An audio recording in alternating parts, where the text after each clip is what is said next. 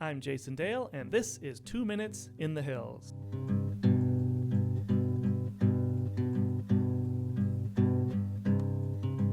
The Rochester Hills Museum at Van Hoosen Farm lives a double life. There is this museum where we all go for our favorite events. It's fun and local and has a huge place in our community. But there's also another side to the museum, sort of like a secret identity that only a few people know about. People like the members of SPOOM. I'm pretty sure only members of SPOOM know that SPOOM stands for the Society for the Preservation of Old Mills. Well, they recently held their annual national conference right here at our museum. Millers from across the United States and Canada came here to talk about mills and barns and all things historic. Why? Because people that know mills and barns and all things historic know that our museum also lives that life. It was even voted the 2014 Barn of the Year by the Michigan Barn Preservation Network. That's sort of like winning an Oscar for technical achievement. No one knows what it means, but it probably will change the way movies are made and enjoyed for years to come. Likewise, our museum is quietly making behind-the-scenes waves across the country. The latest group drawn to our museum was AMWA, the American Medical Women's Association, a national group that's part of an international group focused on advancing women in medicine and improving women's health. This year was their 100th anniversary. Do you want to guess where they held this landmark event?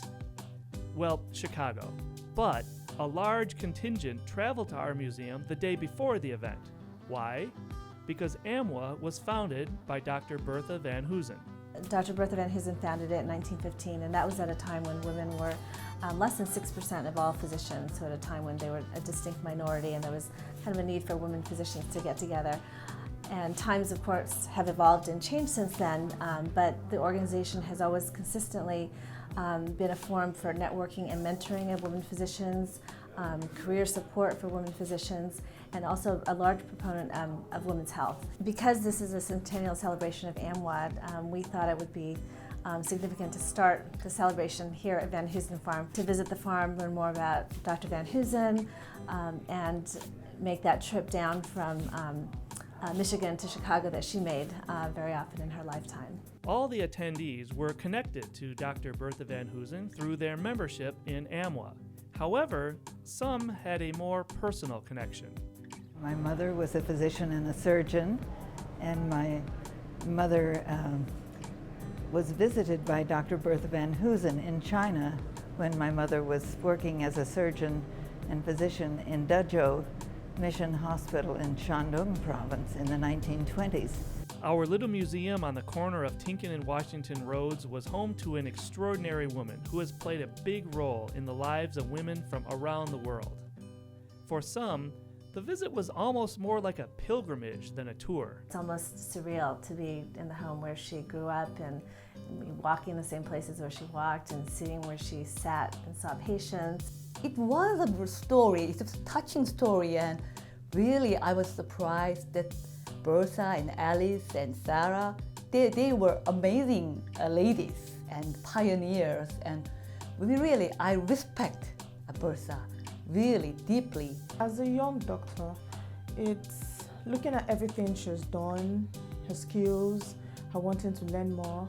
It kind of like informs me or like tells me about the potentials I have, and like just wants me to just forge ahead and like gain more. Touching lives across the nation and the world. Just another day in the secret life of the Rochester Hills Museum at Van Hoosen Farm.